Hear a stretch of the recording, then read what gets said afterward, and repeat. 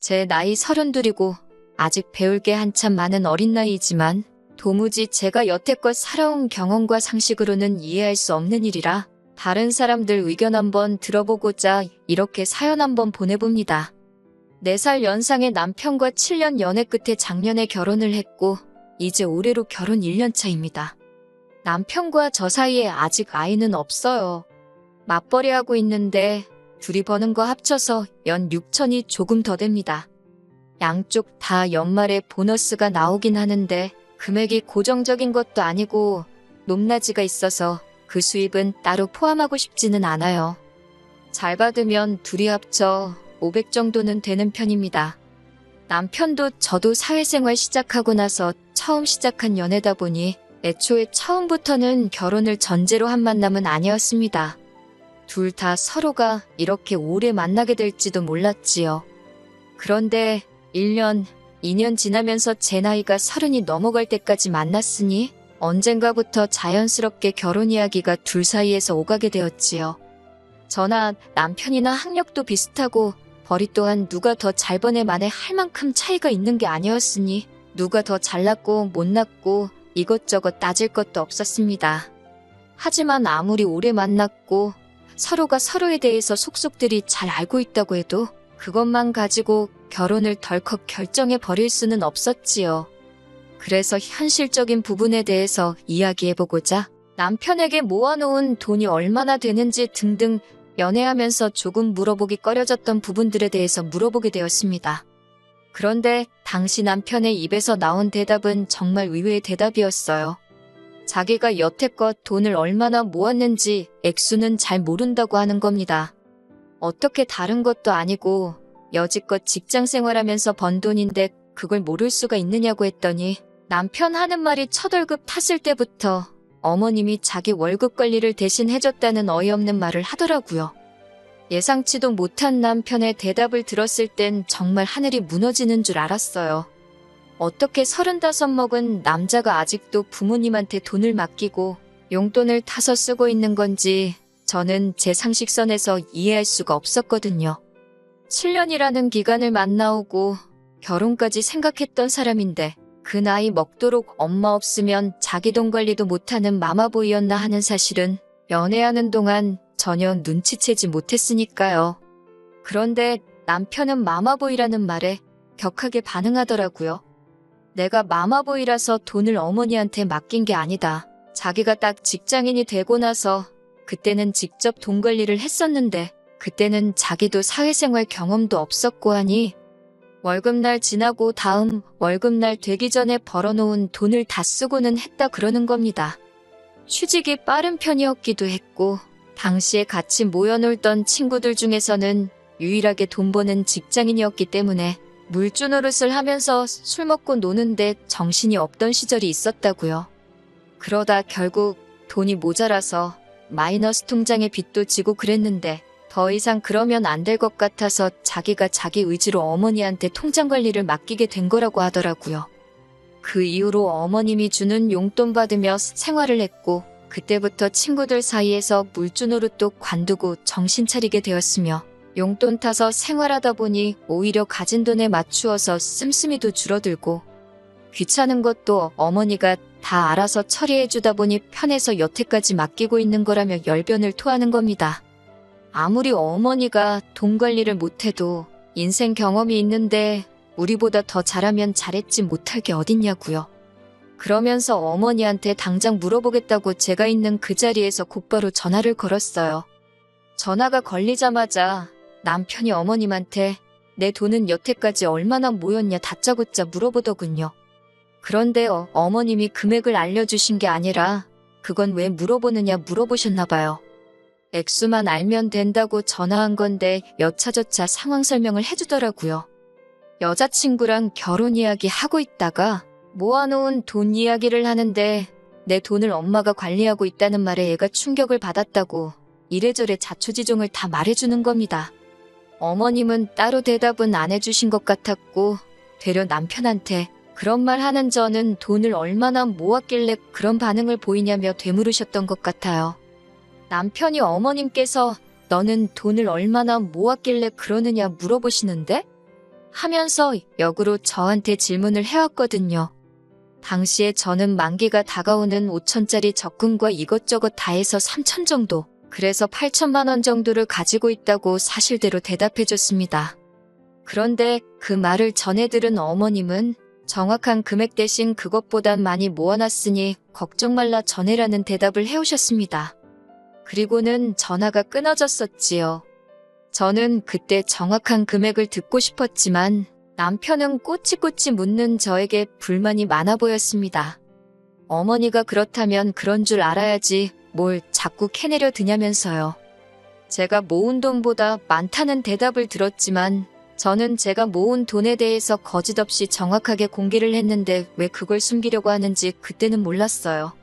그렇다고 해서 결혼 이야기 없는 걸로 하고 연애도 그만하고 새 사람 찾자고 말할 만한 일은 또 아니잖아요? 그냥 더 많다는 말을 당장에는 믿는 것 말고는 할 수 있는 게 없었습니다.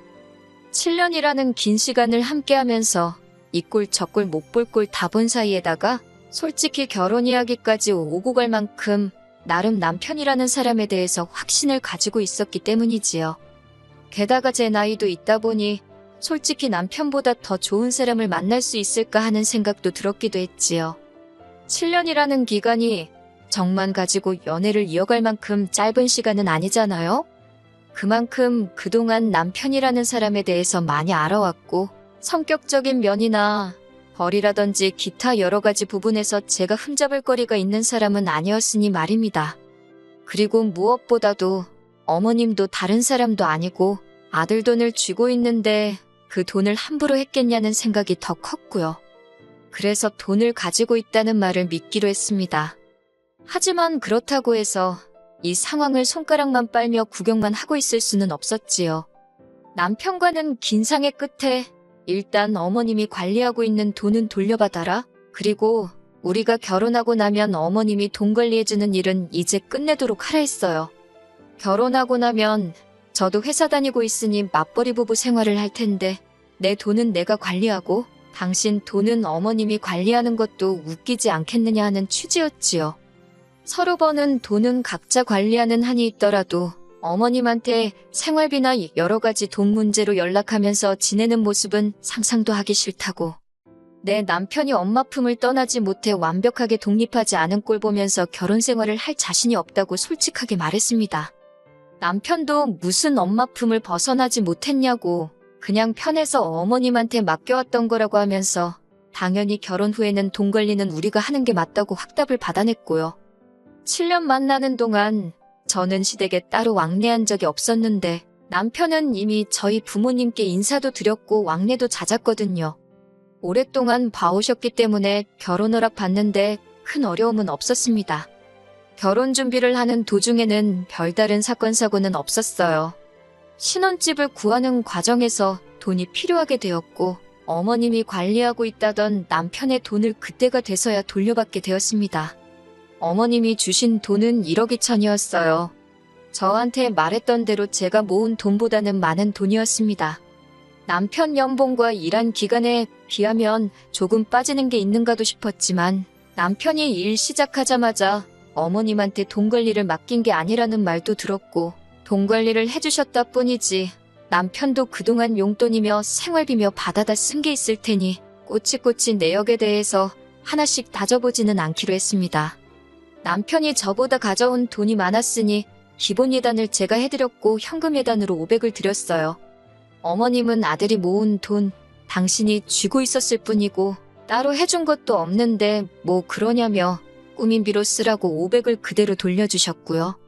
결혼 전에 상견례 말고도 어머님하고 몇 번 만나뵌 적이 있는데 딱히 꼬투리 잡으시는 것도 없고 표현도 말수도 많이 없으신 무뚝뚝한 분이었습니다. 그때 모아놓은 돈이 있냐고 확인 전화를 했을 때 기분이 상해서 그런 거라고 생각했는데 원래 성격이 그러신 분 같았어요. 같이 식사 자리를 가져도 말없이 식사만 하시고 별다른 말도 없었거든요. 제가 괜한 오해를 했구나 싶었습니다. 아무튼 그렇게 저희는 결혼을 하게 되었어요. 시어머니라고 해서 딱히 저희 결혼 생활에 감나라 배나라 하시는 분도 아니었고 남편과도 정말 오랜 기간 연애를 해왔으니 결혼 생활 하는 동안 딱히 커다란 문제는 없었습니다. 그런데 차라리 사소한 사건이라도 터졌으면 터졌지. 이건 정말 못 견디겠다 싶을 정도로 조용했던 우리 신혼생활에 걷잡을 수도 없는 커다란 사건이 터지고 말아버렸습니다. 남편한테 5살 아래 여동생이 한 명 있어요. 저보다도 한 살이 어린 신우이지요. 신우도 직장생활 하고 있었고 먼저 직장생활 시작한 남편이 돈 관리를 어머님께 맡겼던 것처럼 신우도 똑같이 월급 관리를 어머님한테 맡겼었다고 해요. 신우도 저보다 한 살 어리다 뿐이지 나이가 나이인 만큼 결혼을 전제로 만나던 사람이 있었고 얼마 전에 결혼 이야기가 오가기 시작했나 봐요. 시어머니가 돈 관리를 하고 있었으니 신우도 딱히 금액이 얼마나 되는지 그런 부분에 대해서는 크게 관심이 없었던 것 같아요. 더군다나 저희 결혼할 때 어머님이 관리하던 돈을 그대로 내어주셨으니 저래도 의심을 하지 않았을 거예요. 그런데 막상 혼담이 오고 가기 시작하면서 시어머니가 사실은 자식들 돈 관리를 대신 해주고 있던 게 아니고 그 돈 가지고 투자를 한답시고 여기저기 위험한 곳에다가 돈을 굴리고 있었다는 사실을 알게 된 겁니다. 그리고 그 과정에서 신우와 남편이 그동안 모아온 돈의 대부분을 날려먹었던 거예요. 일단은 두 자식들 월급이 동시에 들어오는 상황이었으니 남편이 결혼한다고 돈을 달라고 했을 때 날려먹은 돈에서 신혼목까지 합쳐가지고 남편한테 일단 돈을 빼줬던 거였고요. 제가 결혼 준비하던 과정에서 남편이 모아놓은 돈이 조금 비는 게 아닌가 하고 느꼈던 게 다 이유가 있던 거였지요. 그러니 당연히 신우가 여태껏 모아놓은 돈은 한 푼도 없던 상황이나 마찬가지였던 겁니다. 신우는 그 소식을 듣고 눈이 뒤집혀버렸고 시어머니는 네 돈은 니네 오빠한테 갔으니 그 돈은 오빠한테 가서 찾으라 하고 배째라 식으로 나온 겁니다. 신우도 나름 고충이 있었겠지요. 당장 혼담이 오고 가고 있고 자기도 결혼을 해야 하는데 돈이 하나도 없는 상황이니 어머님이 시킨 대로 저희한테 와서 자기 돈을 내놓으라고 난리를 치기 시작한 거예요. 신우가 사정이 딱한 건 10분 이해가 가지만 그 돈을 돌려달라고 한다고 돌려줄 수는 없는 노릇이었어요. 사실 어머님 입장에서야 신우 돈을 남편한테 준 거지 남편 입장에서는 자기가 여태 일해서 번 돈을 돌려받은 거잖아요. 발을 동동 구르면서 자기 돈 좀 돌려달라는 신우도 한참 저희 집에서 오열을 하다가 자기도 이건 아니라고 생각했는지 알겠다고 하고 집으로 돌아갔습니다. 그런데 남편이 풀 죽은 신우 뒷모습을 보니까 괜히 마음이 그랬나 봐요. 저한테 대출을 받아서라도 신우가 모은 돈을 우리가 해주자고 하는 겁니다. 지금도 당장 대출이자만 150 가까이 내고 있는데 거기에 1억을 더 대출받자니 까마득했어요. 저희 수입이 둘이 합쳐 월 500은 넘지만 언제까지 맞벌이 부부를 할 여건이 되는 것도 아니잖아요? 아무리 생각해도 계산이 서지를 않아서 그렇게는 안 되겠다고 했어요. 그랬더니 남편이 저한테 실망이라고 하는 거예요. 번지수를 잘못 찾지 않았냐고 실망은 당신 어머님한테 해야 하는 거 아니냐고 했더니 지금 부모님 욕을 해서 뭐 상황이 달라지는 게 아니지 않냐고 하더라고요. 입장 바꿔서 생각해보라고 만약 신우가 우리보다 먼저 결혼을 해서 어머님이 신우한테 먼저 돈을 돌려줬으면 저도 신우한테 가서 돈 내놓으라고 했을 거 아니냐고 하는 거예요. 무슨 소리를 하는 거냐고 내가 왜 신우한테 당신 돈을 내놓으라 하겠냐고 했지요. 그런 상황이었으면 애초에 결혼부터 다시 생각했을 거라고 다 따지고 보면 어머님이 자식들 돈 가지고 장난치다가 탕진해버린 건데 그 책임을 왜 우리가 져야 하냐고 했어요. 그랬더니 남편이 저보고 너무하다고 하는 겁니다. 어차피 우린 이미 결혼을 했고 신우도 한 가족인데 어떻게 모르는 척을 할 수 있겠냐고요. 덕분에 남편하고는 일주일째 서로 말도 안 하고 냉전 중입니다. 오죽 답답하면 제가 이렇게 사연을 다 보냈겠어요. 말씀드린 대로 제 상식으로는 도무지 이해가 가지를 않아요. 어떻게 자식들 돈을 그렇게 쉽게 날려먹은 시어머니도 그렇고 가족이니까 무조건 도와줘야 한다면서 저보고 냉혈한이라고 제 탓을 하고 있는 남편도 말이에요. 남편 말대로 제가 역지사지의 자세로 신우를 도와줘야 하는 건지 아니면 그냥 제 생각대로 모르는 척을 해야 하는 건지 혼자 고민해봐야 답도 안 나오고 해서 이렇게 사연 보내봤습니다. 안녕하세요. 궁금해하시는 분들이 계셔서 이렇게 최근 소식 전해드리러 다시 왔습니다. 일단 남편하고는 이혼을 하기로 했어요. 도무지 의견이 좁혀지지가 않는 와중에 해결책이라고 가져온 게 어이가 없기도 했고요. 그 일이 있은 뒤로 신우를 다시 만났어요. 신우는 의외로 어른스러운 부분이 있더라고요. 이제 와서 뭘 어쩌겠냐며 여태까지 어머님만 믿고 안일하게 생각했던 자기 문제라면서 그나마 저희가 결혼하고부터 1년 결혼 생활하는 동안 남편 돈 관리하는 건 저희가 가져왔으니 신우 입장에서는 1년치 월급은 그대로 있지 않겠냐며 그 돈으로 일단 혼수랑 필요한 것들만 해서 결혼을 하기로 했다고 하더라고요. 그런데 시어머니는 그 와중에도 잃은 돈 어떻게 해결해보겠다고 얼마 되지도 않는 그 돈을 가지고 투자한답시고 이것저것 알아보다가 사기를 당해서 아예 한 푼도 남지 않고 탕진을 했다고 하더라고요. 그 와중에 조금이지만 빚도 생겼다고 하고요. 모든 걸 자포자기한 신우를 보니까 조금 불쌍하기도 했어요. 그래도 저희가 돈을 해주겠다는 말은 쉽게 나오지가 않더라고요. 시어머니도 저희를 불러서 상황이 이런데 어쩌겠냐면서 은근슬쩍 신우 돈을 우리가 해주기를 강요했는데 남편이 그러자고 해도 싫었는데 사건의 원흉이나 마찬가지인 어머님이 그러고 있으니 더더욱이 해주기 싫었어요. 어머님은 저한테 입에 담기 힘든 욕까지 하시면서 당신이 지금 살고 있는 집을 팔아서라도 신우 돈을 해주겠다고 하더군요.